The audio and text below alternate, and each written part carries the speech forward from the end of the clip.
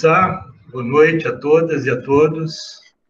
É uma alegria poder estar aqui com vocês, nós aqui nos reunindo, né, pela AME Rio Preto, e vamos estudar o magnetismo animal, e eu vou fazer uma sugestão, porque, olha, eu estudei a melhor maneira de apresentar esse tema, porque ele tem uma complexidade e tem muitas informações, só para vocês verem aí, né, praticamente ele está baseado, né, principalmente nessas três obras, e essas três obras são escritas por esse senhor aí, que é o Paulo Henrique de Figueiredo. O livro Mesmer, ele praticamente fez uma pesquisa em torno de 20 anos, ele tinha em torno de 15 a 16 anos, quando ele leu na Revista Espírita que tanto o magnetismo como o espiritismo eram duas ciências gêmeas, que uma cairia no impasse sem a outra, então ele se interessou, porque ele é neto e filho de espíritas. Então ele entrou num processo de pesquisa bastante profunda, escreveu Mesmer, depois Revolução Espírita, agora Autonomia, a história jamais contada do espiritismo, né? Então nós estamos aqui hoje no dia 8 de outubro de 2020, e nós também, né, conseguimos aí dar uma analisada nesse livro, né, de Mesmer, no magnetismo animal, de um dos magnetizadores lá da época, né, o Ernest Berceau, que nasceu em 1816, desencarnou em 1880. Quer dizer, quando o Berceau nasceu, o Mesmer fazia praticamente um ano que tinha desencarnado, porque o Mesmer desencarna em 1815. Tá? E esse livro, A Ciência da Alma, de Mesmer e Kardec, que é do Dr. Nuber, né? Nuber Facuri, lá da Unicamp. Né? Foi o fundador do Instituto do Cérebro, né? Em Campinas. Bastante conhecido aí no meio espírita, muito amigo do Chico Xavier, que ele era de Uberaba, fez medicina lá em Uberlândia. Okay? Então, eu trouxe aqui um conteúdo que nós vamos conversar rapidamente, através de algumas imagens aqui, que inclusive o Rogério já comentou alguma coisa numa das suas falas, né, sobre a medicina do século XVIII, século XIX, porque o magnetismo animal vem no século XVIII e depois adentra para o século XIX. Em seguida, a gente vai fazer uma cronologia de Mesmer, né, pegando as principais datas e já fazendo algumas considerações sobre o magnetismo, sobre toda a história do magnetismo. Depois nós entramos efetivamente no magnetismo animal. Depois vamos fazer uma relação do magnetismo animal com as suas proposições, que tudo isso está contido nesses livros, principalmente no livro Mesmer. E depois fazer uma relação do magnetismo animal com a homeopatia, porque tem aí uma contemporaneidade.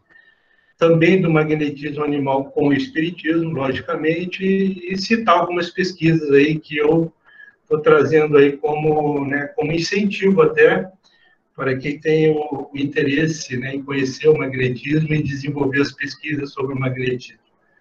Então, pessoal, a medicina do século XVIII e XIX, todos nós sabemos que essencialmente né, os pacientes sofriam muito, tinha um processo de sofrimento muito grande, porque se promovia, aí como nós estamos mostrando aí nas figuras, né, a sangria, a utilização de alguns ácidos, né, no corpo, promovendo as bolhas, que aqueles líquidos que ficavam dentro da bolha, os médicos achavam que ali você retirava a enfermidade, né, o sanguessuga, os laxativos, e até, não sei se vocês já ouviram falar também na época, um pó de múmia, que era utilizado como uma mistura, né, e era dado para os pacientes. Eu não vou entrar em muito detalhe, o Rogério já falou bastante sobre isso, só algumas curiosidades. A gente sabe que a medicina, lá naquela época, ela tinha assim, uma base mais de Galeno, né, e é justamente esse processo do desenvolvimento do magnetismo animal por Mesmer que vem trazer uma possibilidade de alguns questionamentos sobre essas propostas de tratamento médico na época, então, século XVIII, século XIX. Então, nós trazemos aqui de Hahnemann, né, lá no Organon, né, de 1842, para a gente situalizar essa questão da medicina da época. Ele faz essas considerações, não levando em consideração que talvez jamais houvesse sequer uma gota de sangue a mais no corpo humano vivo. A velha escola, contudo, considera a suposta pletora de sangue, que é o excesso de sangue, né, que se achava pelas enfermidades, como uma causa material e principal das hemorragias e inflamações que deve afastar e suprimir com aberturas na veia, com ventosas e sanguessugas. E complementa Hahnemann: assim, o alopata, por meio de suas sangrias, ele não subtrai ao doente afetado por uma febre aguda qualquer excesso de sangue, já que o excesso não poderia existir, mas o priva da quantidade normal de sangue indispensável à vida e ao restabelecimento da saúde e, consequentemente, das forças. Então, uma grande perda que o poder do médico não mais é capaz de reparar. Então, é uma consideração bastante, né, que vem num processo contraditório em relação, né, à velha escola, a maneira, então, que a medicina era praticada lá no século XVIII, né, e também no século XIX. Tá certo, pessoal? Então, essa colocação de Hahnemann é mais para a gente poder situalizar essa possibilidade dos questionamentos. Então, trazendo aí a questão da cronologia, nós temos aí o nosso médico Franz Anton Mesmer, que nasce em 1734 e desencarna em 1815. Quer dizer, hoje, esse ano, nós estaríamos, né, fazendo 286 anos, né, do seu nascimento, e como ele desencarnou com 81 anos, seria 205 anos do seu desencarne. Tá? Ele nasce, é denominado, né, Alemanha hoje, mas ele nasce nessa aldeia chamada de Isnang, próximo ao Lago de Constança, né, hoje denominado de Alemanha. E após os seus estudos denominados de humanidades, interessante essa questão, ele completou, então, os estudos de teologia, filosofia, e ele foi um músico, né? Ele era musicista. Ele aprendeu música, e, inclusive, ele tem um contato com Mozart, porque o Mesmer, num determinado momento, ele casa com uma viúva, 10 anos mais velha que ele, e ela tinha uma condição econômica, né, boa, ele também, de certa maneira, já como médico, e aí ele mora, né, numa mansão, e quando Mozart faz a sua primeira apresentação com 12 anos, é feito no jardim da casa de Mesmer, uma curiosidade aí, tá? Mas ele tocava alguns instrumentos, e tocava muito bem. Inclusive, Mozart depois faz uma peça, né, e homenageia Mesmer como uma peça de teatro, Então, gente, em 1759, né, ele nasce em 1734, então praticamente 25 anos, ele ingressa na Universidade de Viena. Então, quer dizer, esse curso de teologia, filosofia, ele faz numa faculdade. Eu esqueci de falar aqui para vocês que Mesmer, ele é filho, né, do seu pai, e ele tinha uma profissão que, de certa maneira, dava uma condição de classe média, né, uma condição boa financeiramente, porque ele cuidava de uma área de caça, justamente próximo ao Lago de Constança, que era propriedade da igreja, né, do bispo de Constança. E o bispo de Constança percebe no menino Mesmer um potencial, né, já quando garoto, e investe, então, e acaba auxiliando na educação de Mesmer. Mas aí, em 1759, ele vai para a Universidade de Viena, na Áustria. Ele estuda, no primeiro ano, leis, a parte de direito, mas depois ele vai para a medicina.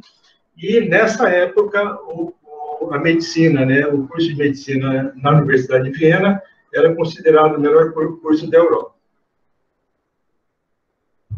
E aí eu coloco esses três nomes aqui, né, Boerhaave, Van Swieten e Van Storck, que são pessoas importantes aí para que a gente possa entender esse atual estágio da Universidade de Viena como o melhor curso de medicina, visto que, né, o tratamento médico naquela época era com bastante sofrimento para os pacientes.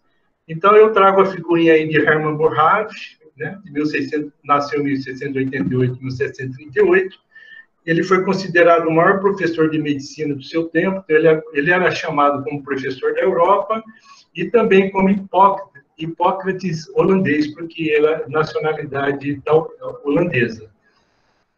Ele recupera os princípios do pai da medicina de Hipócrates, que estava esquecido, porque desde o século II até em torno de 1700, né, a medicina, os cursos de medicina ensinavam basicamente a teoria, não tinha quase nada de prática. Então, em cima dos ensinamentos não de Hipócrates, mas de Galeno, tá certo? Então, ele retomou, né, o Hermann Boerhaave, ele retomou os princípios da medicina científica, fruto da observação dos alunos junto aos pacientes e do uso da razão. Isso aqui é um diferencial muito grande, porque, como eu disse, a formação do médico era muito teórica. Então, o Boerhaave, ele traz essa questão prática, né, nas aulas com seus alunos. E ele é o grande criador, né, da clínica que a gente pode chamar de clínica moderna hoje, ok? O Gerhard, né, Van Swieten foi, né, um aluno muito destacado de Boerhaave e foi seu assistente. Ele anotava diariamente os comentários de Boerhaave, né, então já era um curso bem diferenciado. E aí, com essas anotações, é produzido esses 5 volumes aí desse documento chamado Comentaria de Hermann Boerhaave, os aforismos dele. Então, esse Gerhard Van Swieten, ele reorganiza a Faculdade de Medicina de como presidente, porque aí o Boerhaave desencarna. Como ele tem uma ampla visão administrativa, ele constrói novos prédios, organizou laboratórios e fundou uma clínica similar ao do Boerhaave na cidade de Leiden, lá na Holanda, que o Van Swieten também era holandês. E esse Anton von Storck, né, que foi aluno tanto de Boerhaave como de Swieten, ele é um grande instrutor nas clínicas das enfermarias, um grande reformador dos hospitais lá de Viena. Ele foi um jovem professor e foi amigo, eu coloquei amigo entre aspas aí, de Mesmer, porque ele é um questionador depois da teoria sobre o magnetismo animal de Mesmer, quando ele estava ainda, né, lá na região de Viena, e ele assumiu a presidência da faculdade também depois da morte de Van Swieten, em 1772. Então, gente, em 1766, o Mesmer, ele faz o seu doutorado, né, então ele entrou na medicina em 1760, em 1766 ele apresenta essa dissertação, né, chamada como Dissertatio Físico-Médica de Planetário em Fluxo, sobre a R de Newton. Então ele tinha um conhecimento sobre, né, as pesquisas de Isaac Newton, tá certo? E essa dissertação, quer dizer, esse trabalho, ele trata essencialmente da influência dos planetas sobre o corpo humano. Então, a gente percebe Mesmer aí realmente, né, uma figura diferenciada, porque é nesse estudo que ele traz, então, o conceito, né, o primeiro conceito sobre o fluido universal. E nós, como espíritas, nós ouvimos fluido universal onde? Ou fluido cósmico universal. Sabemos onde a gente já ouviu isso daí, não é mesmo? Então, pessoal, continuando, em 1773, né, como ele consegue, né, o seu doutorado, né, a formação de médico em 1766, então praticamente 7 anos depois, ele começa a fazer o tratamento pelo magnetismo animal, uma parente da sua própria esposa, essa senhora chamada Francisca, de 29 anos, que ela era muito debilitada devido a convulsões. E ele, então, já já desenvolvendo a prática do magnetismo animal, né, lembrando que o magnetismo animal é uma ciência, e logicamente, e por ser uma ciência, ela tem um método, mas como ciência, ela tem a sua prática. E ele desenvolveu, então, o passe no processo do tratamento inicial do magnetismo animal. Então, o passe é um termo médico, né, desenvolvido por Mesmer. Logicamente que hoje nós temos os outro tipo de passe, podemos dizer assim, que algumas filosofias religiosas, né, e algumas práticas espiritualistas, vamos dizer assim, tem feito aí na relação humana em questões de tratamento. Tá? Já em 1775, 2 anos após ele iniciar esse tratamento, como ele foi muito questionado, né, lá em Viena, ele conseguiu grandes curas, e aí a questão da relação, né, dos médicos com o processo de tratamento do Mesmer, como eles começaram a perceber que não tinham condições, né, de visualizar o que o Mesmer estava conseguindo na sua prática, no seu processo terapêutico de curas, por exemplo, de uma garota de 19 anos que tinha um professor na Universidade de Viena que acho que estava tentando 10 anos curar essa pessoa de amaurose, que eu acho que é a cegueira parcial, cegueira noturna, e o Mesmer consegue, pelo magnetismo, a cura. E aí entra a concepção da inveja. Quem tiver interesse, né, nesse livro Mesmer, do Paulo Henrique Figueiredo, no final do livro tem todos os livros de Mesmer que foi traduzido diretamente do alemão para o português. Tá? Então, quer dizer, ele determina nada mais realizar publicamente em Viena, né? E aí ele começa a viajar para outros países da Europa. Em 1778, ele chega em Paris, então, no comecinho do ano de 1778. E ele começa a apresentar as suas descobertas para os sábios e para os médicos. Mas ele não obteve sucesso também. Continuando aqui na nossa cronologia, em 79, depois de tentar em todas as universidades da França, sem sucesso, o exame do seu sistema, ele publica, então, em Paris, esse relato analítico da nova ciência, né, denominada de magnetismo animal, e ele chama de Memória sobre a descoberta do magnetismo animal. Em 1780, no ano seguinte, ele vai propor para a Faculdade de Medicina de Paris um teste comparativo de seu método, e após uma leitura e discurso de Deslon, que foi um discípulo seu, que de certa maneira ele teve uma certa ansiedade, né, de defender Mesmer, em todo o questionamento que estava tendo pela classe médica na França. Esse Deslon, ele acaba, né, de certa maneira, na nossa linguagem mais simples aqui, atropelando todo o processo, tá certo? Então, e as suas proposições, elas foram totalmente rejeitadas, ainda com desdém e animosidade. Olha a situação aí do nosso querido Mesmer. Em 1784, o rei da França, né? Porque é o seguinte, pessoal, aqui quando houve, né, esse discurso de Deslon, né, e foi rejeitada a ideia do magnetismo animal, o Mesmer, ele tentou, né, recuperar esse processo, dizendo que ele não tinha autorizado o Deslon a fazer esse discurso, né, e fazer a sua defesa. E aí, então, o rei da França, ele acaba nomeando uma comissão da Academia de Ciências de Paris, né?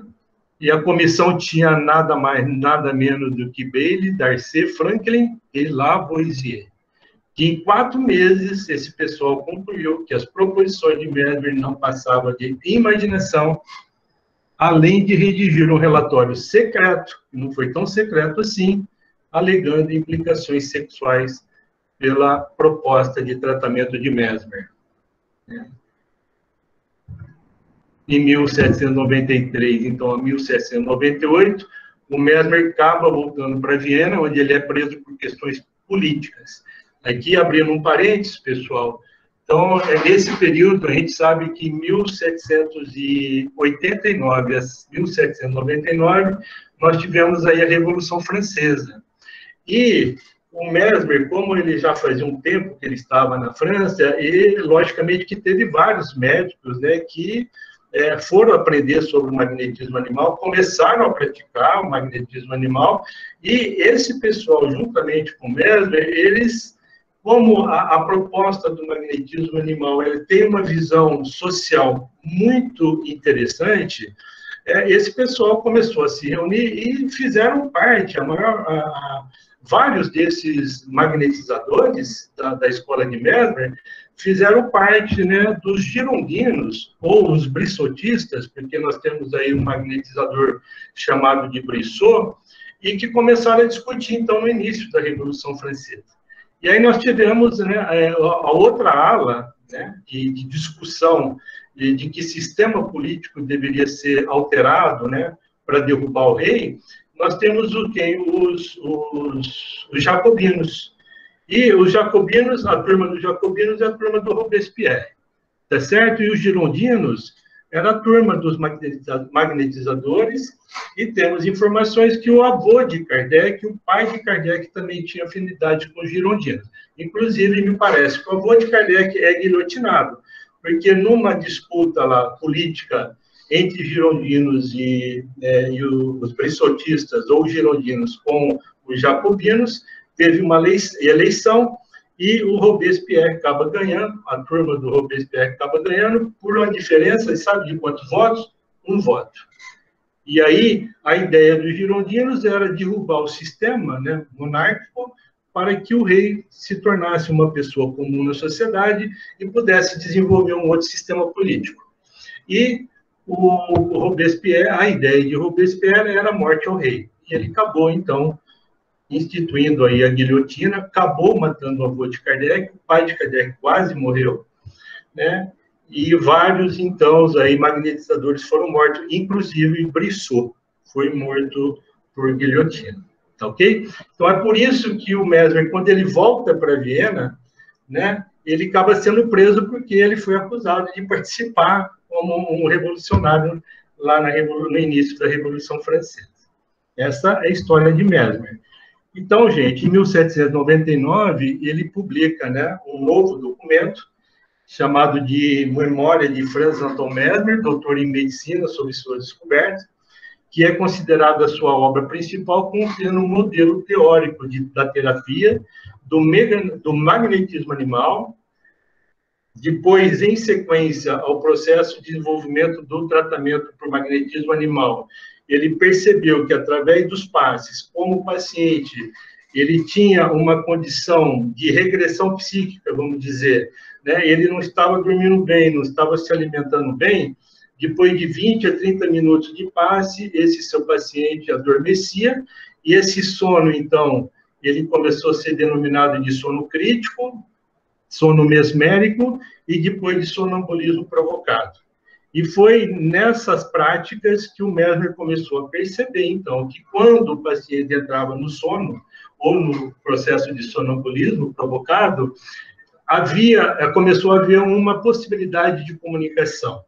Porque o Mesmer, ele pensava em alguma coisa e ele recebia uma informação sobre o pensamento. E aí que ele foi, então, fortalecendo a ideia do fluido cósmico universal, e aí ele percebeu, então, através de sonambulismo provocado, que era mais pelo pensamento, e acabou desenvolvendo o quê? A lucidez sonambúlica, que aí começou efetivamente a ter uma comunicação, e aí facilitou o diagnóstico médico, porque o Mesmer, nós já estudamos aqui a anamnese, o Mesmer, ele foi um grande... o processo da anamnese que ele fazia era assim, era muito mais até do que a homeopatia faz hoje, né? Ele investigava toda a questão da vida do paciente, tá certo?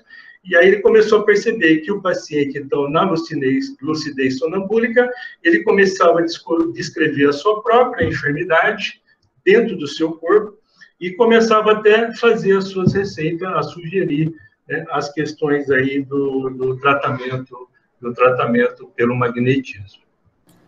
Pois bem, pessoal. Otávio. Oi.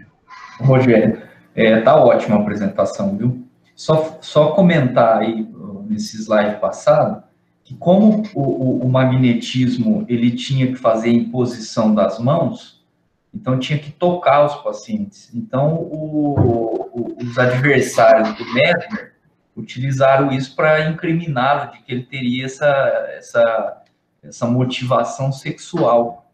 Sim, né? sim. E a gente sabe, acho que você deve comentar, que o Mesmer era um espírito diferenciado, né? Lógico que ele não tinha esse pensamento, mas, lógico, os outros que o seguiram provavelmente não tinham o mesmo cabedal moral que ele tinha, né? Sim. Então, não é de se duvidar que em alguns casos possa ter tido alguns abusos também disso aí, né? Sim, sim. Como até hoje, né, a gente tem, às vezes, né, uma certa deturpação do processo da hipnose, né? Nós vemos apresentações, né, públicas sobre hipnose, fazendo a pessoa comer uma cebola, dizendo que é uma maçã. Então, isso realmente houve, né? E o Mesmer, ele começou a ter essa percepção e ele evitou, ele começou a ter a varinha, essa varinha começou a ter a ideação de uma varinha mágica e etc. Tá? Como o nosso processo aqui, né, é um pouco longo, eu vou caminhando aqui para ver que a gente, né, em 1802, então, ele decide definitivamente sair da França, ele vai residir lá, praticamente perto de onde ele nasceu, né, no sul da Alemanha, em Meseburg, e ele desencarna em 5 de março, né, totalmente lúcido, com 81 anos.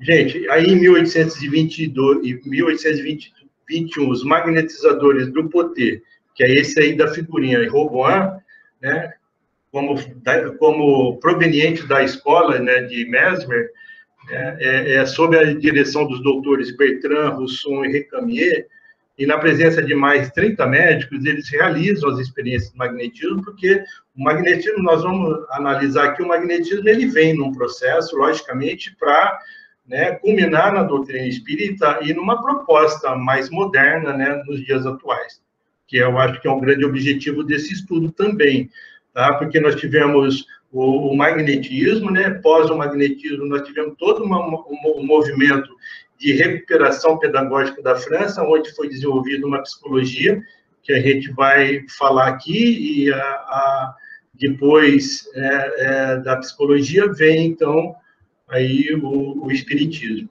tá certo?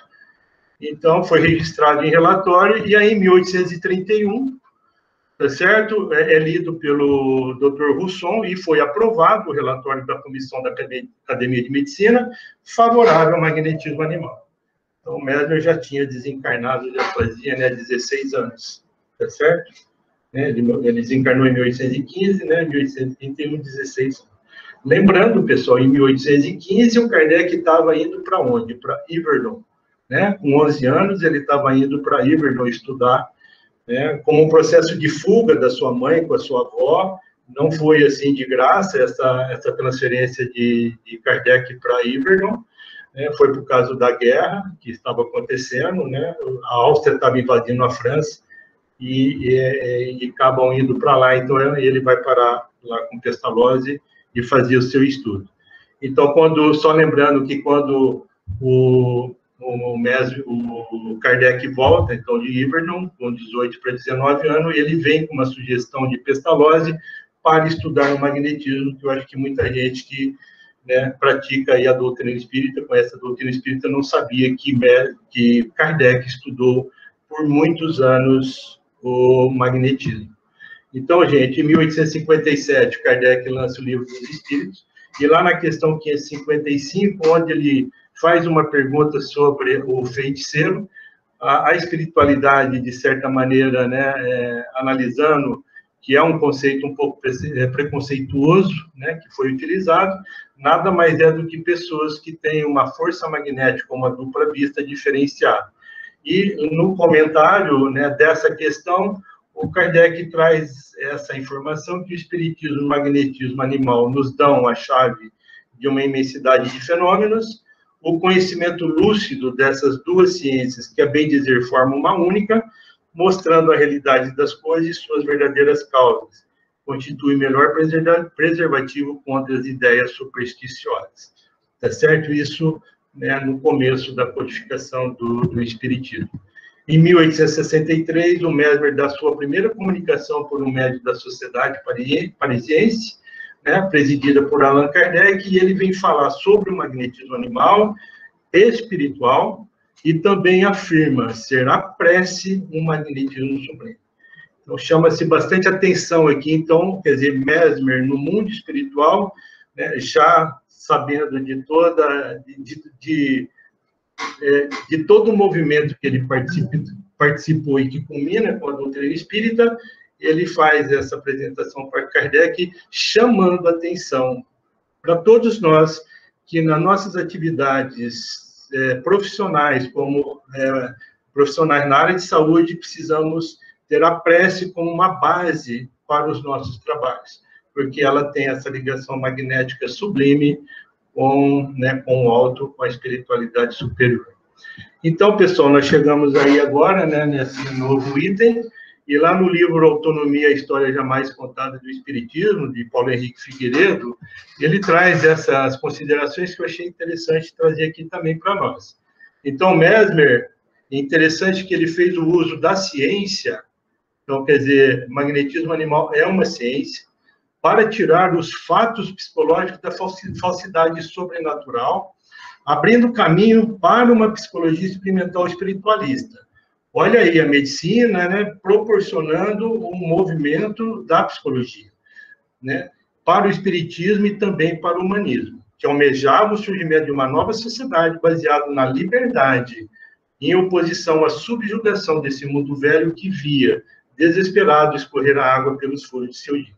Aqui, pessoal, como eu disse, né, como Mesmer, ele desencarna pós-Revolução Francesa, durante a Revolução Francesa, o clero, ele perde a sua força em relação à estrutura pedagógica da França, e aí os idealistas, já durante a Revolução Francesa, tentaram, né, adquirir a pedagogia da França, mas aí teve uma reação dos espiritualistas, chamado espiritualistas racionais, que desenvolveram uma estrutura pedagógica, começando em 1804, ano que Kardec nasce, desenvolvendo uma psicologia experimental denominada, então, de visualização do ser humano como uma alma encarnada no corpo.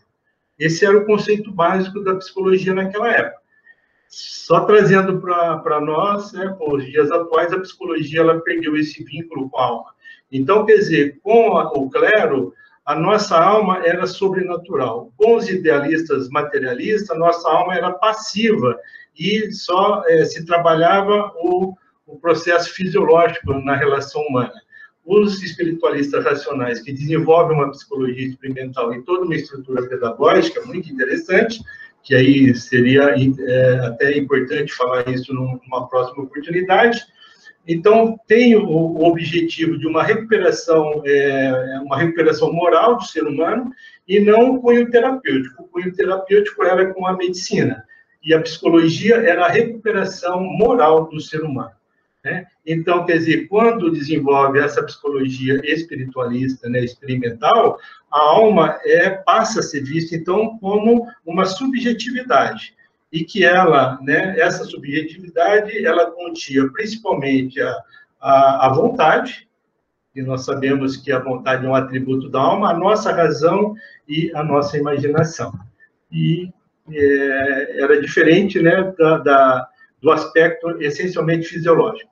Essa estrutura pedagógica, ela é implantada na França em 1830 a 1850, Napoleão III, como era o sobrinho de Napoleão, assume, né, o governo da França, ele destitui esse pessoal das escolas e das universidades, e os materialistas tomam conta, que reflete hoje a nossa existência aqui, como nós estamos vivendo.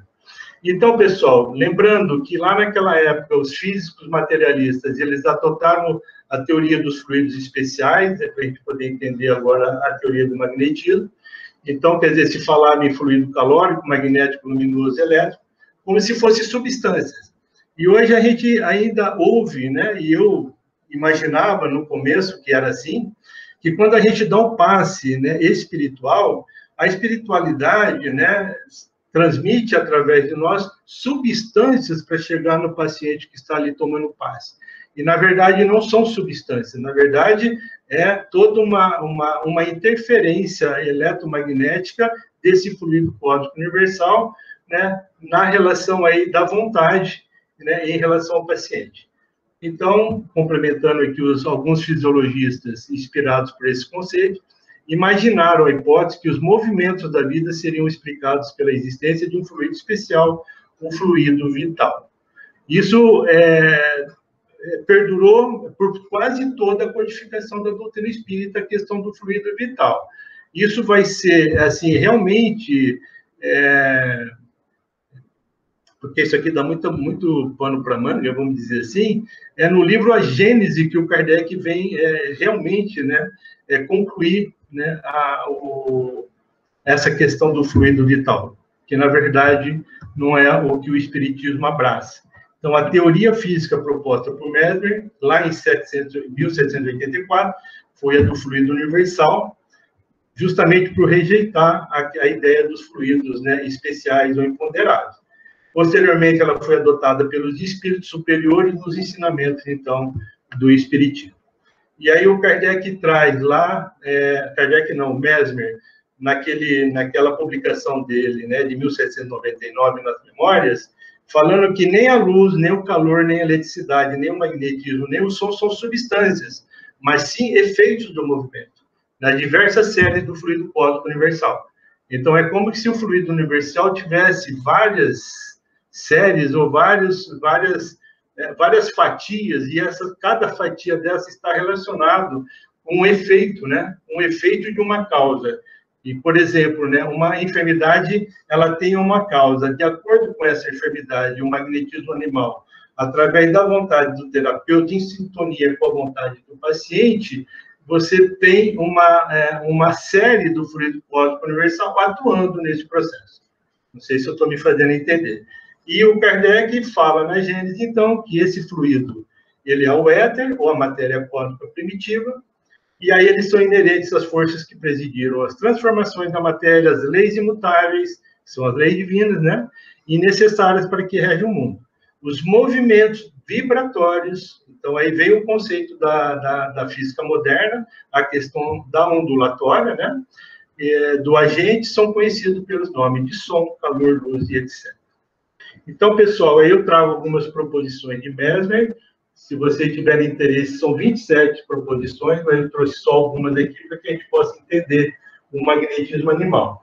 Então, o Mesmer traz como a primeira proposição que existe uma influência mútua entre corpos celestes, a Terra e os corpos animais. Estamos interligados, né? A mecânica quântica também ela vem contribuir com isso. E é um fluido, o Mesmer fala que um fluido universalmente expandido e contínuo de modo a não sofrer nenhum vazio, cuja sutileza não permite nenhuma comparação, e que, por sua natureza, é suscetível de receber, propagar e comunicar todas as impressões do movimento. Então, é o meio dessa influência, né, da influência mútua, através do fluido universal. Então, resulta dessa ação efeitos alternativos, que podem ser considerados como fluxo e refluxo, como se fossem aí os efeitos das marés, que é mais ou menos geral, mais ou menos particular, mais ou menos composto, segundo a natureza das causas. Como eu disse lá, né, dependendo da causa, você vai ter um efeito. Então, as propriedades da matéria e do corpo organizado dependem dessa operação. Então, o corpo animal, ele sofre os efeitos alternativos desse agente e se insinuando nas substâncias dos nervos que ele os afeta imediatamente. Então, quer dizer, o processo do magnetismo animal, a vontade do terapeuta entrando em sintonia com a vontade do paciente, né, ocorre essa interferência do fluido universal que vai chegar onde? No sistema nervoso. Né, e aí vai ser distribuído, né, para as áreas que têm interesse de buscar a cura, ou equilíbrio, né, ou homeostase. Então, a propriedade do corpo animal, que o torna suscetível à influência dos corpos celestes e da ação recíproca daqueles que o cercam, manifestada pela sua analogia com o ímã, levou-me a nomeá-la de magnetismo animal. Pois bem, pessoal, aí o Mesmer vem fazer essas considerações, que o magnetismo animal, né, segundo o Mesmer, na verdade aqui é uma colocação do Paulo Henrique, seria o meio de comunicação entre a vontade do magnetizador e o paciente. Então, no estado de vibração do fluido cósmico universal, acima da luz, que na época era mais sutil fenômeno, perceptível por nosso sistema nervoso e pelo senso íntimo, explicando assim os efeitos do tratamento pelo passe e os efeitos do sonambulismo provocado, que a gente já descreveu. Então, mais uma proposição de Mesmer: com esse conhecimento, o médico julgará seguramente a natureza e o progresso das doenças, mesmo das mais complicadas. Ele impedirá o médico o seu desenvolvimento e alcançará a sua cura, sem jamais expor o doente a efeitos perigosos ou a resultados inoportunos, seja qual for a idade, o temperamento ou o sexo. As mulheres grávidas, inclusive, por ocasião dos partos, gozarão das mesmas vantagens. Dá para perceber, pessoal, sabe, o cunho social do magnetismo animal. Quer dizer, você não utiliza praticamente de nenhum medicamento, né? Então, quer dizer, é uma possibilidade que eu acho que a gente deve levar em consideração, visto, né, que esse processo ele foi totalmente castrado lá no século XVIII, século XIX, e continua, de certa maneira, sendo castrado. E aí, a última proposição, né, a de número 27, o Mesmer fala que esta doutrina do magnetismo animal, enfim, colocará o médico em condições de julgar corretamente o grau de saúde de cada indivíduo e de preservá-lo das doenças às quais ele possa estar exposto. A arte de curar, então a medicina, gente, é uma arte de curar, ela chegará à sua maior perfeição. Então, quer dizer, o Mesmer tinha esse conceito de revolucionar, né, a medicina na sua época. Então, agora, eu trago aqui, né, para a doutora Gabriela acho que ficar feliz, né, uma relação do magnetismo aí com a homeopatia. E, logicamente, que Hahnemann, o criador dessa ciência homeopática, ao conhecer a teoria do Mesmer, eles são contemporâneos, né? Quer dizer, o Hahnemann, ele desencarna em 1834, né? E Mesmer desencarnou em 1815, tá? Então, o Hahnemann adota a teoria de Mesmer desde a edição 6ª do Organon, aplicando os passes. Então, o Hahnemann aplicava os passes em seus próprios pacientes e recomendava para os seus alunos. E ele fala o seguinte, nessa publicação aí do Organon, né, que tem, né, esse livro aí de 2013. Ele traz o seguinte: creio ainda ser necessário referir-me aqui ao magnetismo animal, como se chama, ou melhor, ao mesmerismo. O Hahnemann chamava de mesmerismo o magnetismo animal, como deveria se chamar em referência a Mesmer, seu fundador, que difere tanto em sua natureza de todos os outros agentes terapêuticos. Esta força curativa, com frequência tão tolamente negada e desdenhada durante um século, age de diversas maneiras. Então, o Hahnemann, ele assume, né, a teoria e a prática do magnetismo animal. No seu consultório, ele trabalha com sonâmbulos que auxiliavam no diagnóstico dos seus pacientes. Então, continuando aqui, é um presente maravilhoso e incomensurável de Deus. Olha o que o Hahnemann falou. Um presente maravilhoso e incomensurável de Deus para a humanidade, pelo qual a vontade forte de uma pessoa bem intencionada sobre uma doente, por contato, e mesmo sem o contato, aí, Rogério, e até uma certa distância, pode fazer agir uma força vital do mesmerizador, sadio, dotado deste poder sobre outra pessoa, dinamicamente, né? Que era o conceito aí da homeopatia, tá certo? Tem tudo a ver, né? O processo do magnetismo, né? Porque a homeopatia, ela trabalha, né, com a questão do reino mineral, né, vegetal e animal, né, doutora? Qualquer coisa depois você complementa. E aí, então, né, para a gente já ir finalizando aqui, pessoal, o magnetismo e o espiritismo. Tá? Então, o magnetismo animal, ele é uma ciência, e é uma ciência complexa, envolvida com a proposta da cura, na ação de um indivíduo pela sua vontade sobre o outro indivíduo. Como Mesmer se baseia na teoria do fluido universal para explicar a física para compreender o desenvolvimento do magnetismo animal, os espíritos utilizaram dessa teoria do fluido universal para explicar a matéria do mundo espiritual. Que nós vamos aqui agora já, né, falar do que nós já estudamos aqui também sobre o nosso espírito, ok? Então, a ação do magnetismo animal, ele se dá nessa faixa do perispírito, tá ok? Quando se desenvolve a lucidez sonambúlica, que há uma comunicação, né, do paciente que está, né, dormindo, e seu espírito, né, ele está em contato com a espiritualidade. Quando ele descreve a sua enfermidade, quando ele traz os indicativos, as indicações do tratamento, é com auxílio da espiritualidade, né? Que, logicamente, estava trabalhando aí como se fosse num pano de fundo para o desenvolvimento, né, e a chegada do espiritismo. Então, quando surgiu o espiritismo, todo o conhecimento trazido por Mesmer serviu de base a Kardec para diálogo com os espíritos, que utiliza do seu conhecimento sobre magnetismo e sonambulismo para elaborar seus questionamentos. Por quê, gente? Porque Kardec estuda por 35 anos a ciência magnética. Eu falei lá no início que quando Kardec vem de Yverdon, ele vem com a orientação do professor Pestalozzi para ele estudar o magnetismo. E tinha já uma escola superior de magnetismo em Paris. O Kardec começa a estudar quando chega, né, em Paris, quando ele retorna, né, da Suíça para Paris. E quem tiver interesse em saber onde que ele fala isso, lá no Livro dos Espíritos, na introdução, item 16, segundo ou terceiro parágrafo, vocês vão ler, tá? O que o próprio Kardec traz. E na Revista Espírita de 58 e 59 também o Kardec traz. Então, o próprio Kardec, antes de encontrar a codificação, ele é tratado pelo magnetismo animal, e ele sofre de uma amaurose, que é a questão da cegueira, né? E ele começou a perder a visão, e ele vai atrás dos médicos, dos melhores médicos, e foi diagnosticado a amaurose, que ele, então, não teria jeito, ele ficaria cego.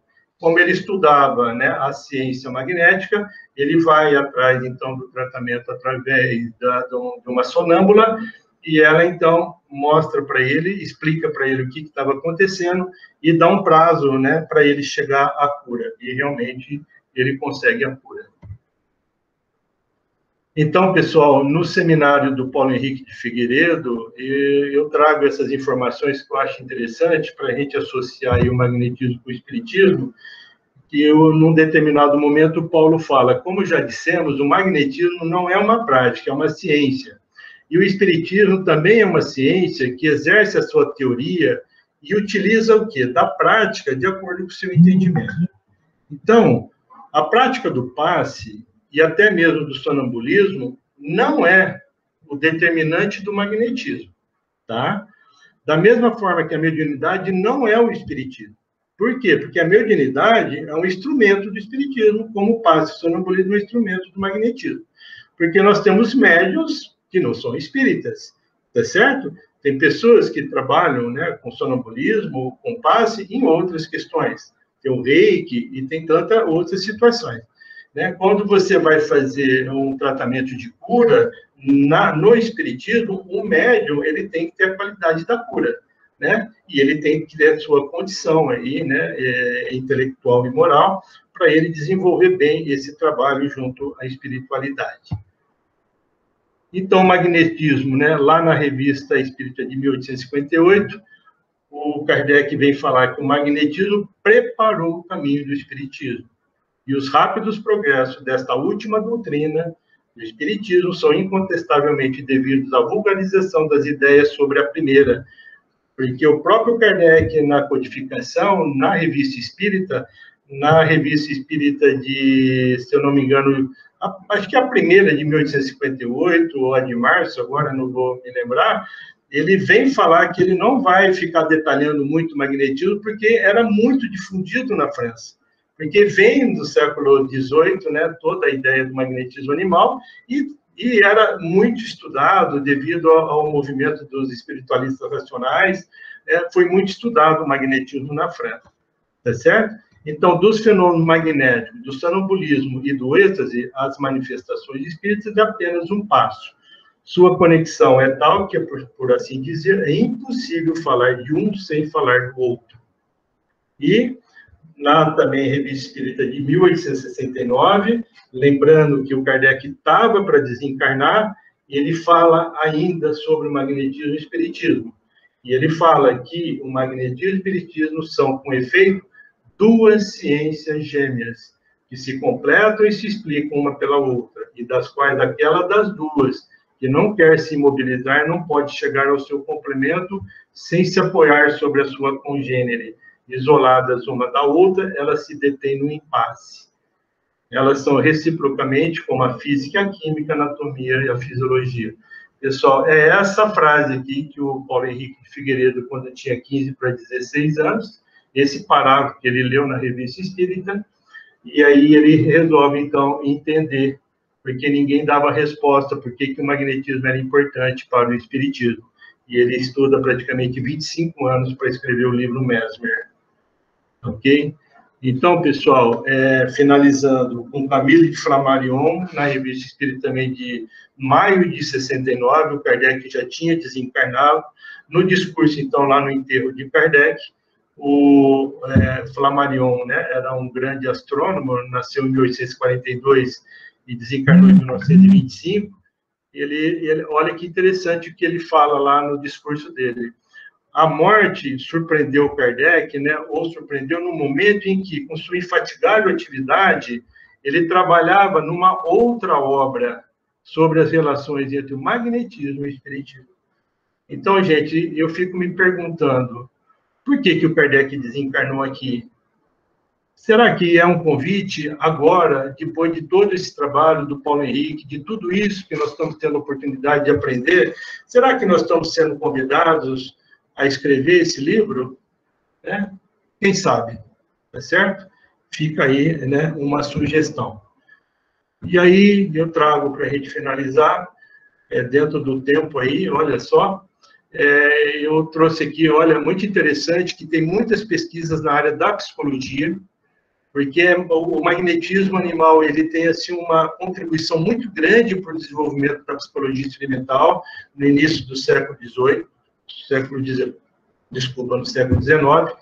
E aí, olha aqui, sobre a condenação do magnetismo animal, por que houve a condenação, revisitando a história da psicologia. E quando você estuda a história da psicologia, esse movimento, né, dos espiritualistas racionais, ele está praticamente apagado. E é onde se traz, é onde se denomina a psique como a alma encarnada num corpo. E a psicologia hoje perdeu totalmente essa psique, né? Essa sensibilidade de olhar para a psique como uma alma. A psicologia significa conhecimento da alma, mas a alma virou uma coisa condicionada. Ela não virou, né, uma coisa adquirida, né, vamos dizer assim. Então, o presente trabalho procura desenvolver uma reflexão crítica sobre o processo de condenação do magnetismo animal. Uma outra que eu trago aqui para vocês, né? Olha aqui, sobre a coluna da psiquiatria contemporânea, o magnetismo animal no Brasil, a pré-história da psicoterapia brasileira, de 1823 a 1887. Fernando Portela, lá da Federal do Rio de Janeiro, e sobre saberes ocultos no Brasil, Império, a arte da cura pelo magnetismo animal e a busca pela legitimidade. A Daniela e Cristine Otton Lacerda, parece que esse trabalho é de 2018, também pela Universidade Federal do Rio de Janeiro. Pessoal, aqui eu finalizo a minha apresentação e espero que vocês tenham aproveitado, como eu tentei aproveitar o máximo possível quando eu assumi esse compromisso de trazer um pouco sobre o magnetismo animal. Não se esgota de jeito nenhum esse assunto. Acho que é um convite para que nós, médicos, terapeutas, psicólogos e etc., possamos, na AME Rio Preto, fazer um grupo e desenvolver um estudo, não só estudar, mas, quem sabe, a gente desenvolver uma prática, né, envolvendo a medicina, a psicologia e as outras profissões afins. Muito obrigado pelo carinho, e estamos aí agora para o nosso bate-papo. Nossa, muito bom, Otávio. Adorei. Conhecimento aprofundado, né, sobre isso. Muito bom.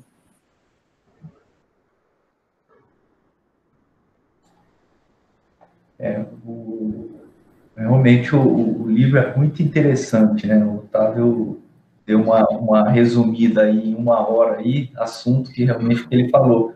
São assuntos para talvez aí uns 2, 3 anos de estudo, só essas obras do Paulo Henrique. E eu acho que assim, é importante deixar bem claro para a gente a questão do fluido vital, o fluido cósmico universal. Então, Kardec, que nem o Otávio falou lá na Gênesis, ele vem explicar que o próprio fluido vital, né, o que deixa o corpo vivo, né, nos animais, nas plantas, no nosso corpo, ele é como se fosse uma expansão do fluido cósmico universal. Esse fluido vital, ele está presente na vida. Quando a vida acaba, ele vai embora. O magnetismo animal, ele é uma expansão, esse fluido cósmico universal, que o Mesmer chama de fluido universal, eles são iguais, né? O que Kardec trouxe de diferente, que é o que o Otávio explicou? Kardec trouxe o perispírito. Então, a partir disso, a gente entende que esse perispírito, que é o corpo energético, que em outras religiões aí eles podem chamar de chakras ou corpo energético, esse corpo energético, ele vai expandir um campo, que a gente pode chamar de aura, alguma coisa assim. E esse campo, em contato com um paciente doente, cujo campo está ruim, né, ele pode nivelar esses dois seres, né, o terapeuta com o paciente. E esse nivelamento energético pode produzir a cura. No espiritismo, que é o magnetismo espiritual, o campo do perispírito, do médium passista, do médium de cura, ele, além de ajudar o paciente, ele vai receber o fluido, né, o campo energético do espírito que está ajudando na cura. Então, eles têm uma relação, mas são diferentes. Não sei se seria isso, Otávio. Sim, é o passe misto, né? Porque o passe, né, do magnetismo animal, quer dizer, a definição do passe era, né, não tinha a ideia de coisas espirituais.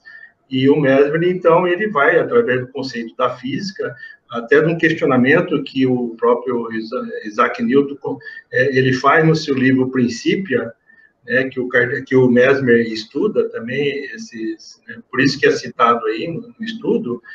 Então, o conceito do magnetismo animal é a vontade do terapeuta em sintonia com a vontade do paciente. O passe espiritual, nós temos o passe diretamente proporcionado do espírito no paciente, que é o passe espiritual, e nós temos o passe, né, com auxílio da espiritualidade, esse passe que geralmente nós tomamos no centro espírita. Então, a gente se propõe a imposição de mãos, a espiritualidade utiliza, porque ela precisa do processo fisiológico nosso, para que possa chegar, não como uma substância, né, mas como um processo, né, eletromagnético de integração, eu falo de justaposição eletromagnética de perispírito para perispírito, como é o processo mediúnico. É dessa maneira que eu entendo, né? E aí você tem a questão da cura, né? Da cirurgia espiritual, da cura espiritual, que já exige aí uma capacidade mediúnica aí, né, mais ostensiva. Otávio, a Marcinha está perguntando aqui, eu já vou colocar também a minha pergunta, que seria mais ou menos igual, né? O magnetismo animal, qual seria a relação dele com o reiki? Eu colocaria aí uma técnica que eu tive a oportunidade de vivenciar também, que é aquela crânio sacral. Tem alguma relação nisso? Olha, com o reiki, né? Com o reiki que eu ouvi, né, no seminário do Paulo, é diferente. O reiki, ele ele trabalha semelhante à questão da substância. Ele não trabalha a ideia do fluido cósmico universal, entendeu? Do fluido universal, como é a do magnetismo. Mas eu não tenho conhecimento profundo para dizer, mas o Paulo fala, foi feita essa pergunta para ele, né? E até foi uma das coisas que eu fiquei aqui para tentar fazer, mas eu achei que ia extrapolar muito o que eu estava querendo, né, sintetizar. Mas ele fala que o princípio do Reiki é semelhante aos fluidistas da época lá de Kardec. Porque os fluidistas, eles surgiram porque eles não conseguiam perceber a ideia do fluido universal.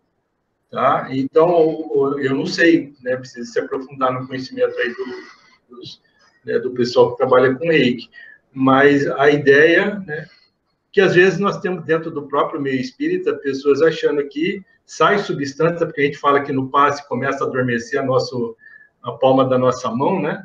Então a gente acha que está saindo uma substância para aquele nosso irmão que está ali, está tomando passe. Na verdade, é todo um fluxo ondulatório, né? A gente sabe que são processos ondulatórios. E não saída de substância. Né? Essa não é uma emissão, porque nós não temos uma fonte geradora dessa energia. Né? Agora, a gente sabe da questão do pensamento ser matéria, na medida que a gente, com um pensamento bom, nós vamos exteriorizar uma aura, né, uma energia que vai contaminar a pessoa próxima, né? Mas não nós vamos mandar isso diretamente, né? Então, Rogério, a hora que você emite o pensamento, você entra, é como que você entra em integração no fluido universal, nessas faixas, né, que você tem do fluido, que tem um padrão aí, né, ondulatório.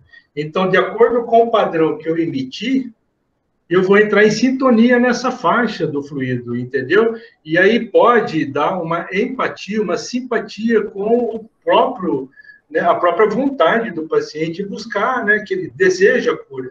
Porque é isso que o Mesmer sentiu, né? Ele percebia que quando porque ele levava os seus pacientes para casa. Esse caso dessa menina de 19 anos aí, na verdade, são 3 casos de 3 garotas, 2 de 18 anos, uma de 19 anos, lá em Viena, ele leva para casa dele e fica um longo período lá. Até quando a última menina que vira um alvoroço, o pai dele, o próprio professor de medicina pede para o pai desmentir, virou uma... É só ler lá que é muito legal. Então, o que ele fez? Ele ficou tão mal, que ele falou, olha, ela não vai sair aqui de casa, mas ele foi viajar, entendeu? E aí, depois, por a intervenção meio que judicial, conseguiu tirar a menina. E aí, o que o pai fez? O pai fez toda uma movimentação, a menina voltou a ser cega. Porque ela caiu no processo de regressão psíquica, né, profunda, por toda a bagunça que fizeram, entendeu? Mas então, quer dizer, ele percebeu essa questão dessas interferências do fluido universal entrando em sintonia. E quando dá a sintonia, aí reage no nosso sistema nervoso e vai reagir, né, o nosso corpo que ele busca a cura. Como ele fala, quando surge uma gripe, a gripe vem, traz uma febre, ela traz um congestionamento nasal, ela traz uma dificuldade de respirar, podemos pensar até no corona, é tudo reação, né, desse movimento que nós temos dentro do nosso corpo, e como um processo de defesa, como a busca do equilíbrio. Por que nós temos os vulcanismos, os terremotos? Porque o nosso planeta sempre está buscando o equilíbrio. Então, sempre a gente está aí, né, em movimento, e sempre estamos buscando, né, um processo homeostático, e o nosso corpo faz parte da natureza, como as plantas, como, né, o reino inanimado, o reino animado, e isso tem a sua dinâmica, né? E vai refletir, inclusive, na homeopatia. Muito bom. Se alguém tem mais alguma pergunta, gente, senão a gente vai encerrar aqui por causa do horário. Então, fechar os nossos olhos, procurando neste momento, meus irmãos, um contato com os espíritos amigos, aqueles que temos certeza estar juntos de nós. Quão grande é o poder de Jesus, quão grande é este universo, quão pequenos somos. Que a nossa pequenez possa ser reconhecida através da humildade, que possamos dilatar o nosso entendimento à procura da reforma íntima. Senhor Jesus, abençoa-nos na procura do eu, deixando de lado as preocupações externas. Possamos auxiliar o próximo, nossos pacientes, com carinho, com amor. Que a sua mensagem, Mestre, possa permanecer conosco, hoje, agora e sempre. Que assim seja. Tchau, tchau, pessoal. Tchau, gente. Fiquem com Deus. Tchau, tchau. Tchau, obrigado, pessoal. Um abraço. Tchau, tchau. Tchau, Vânia.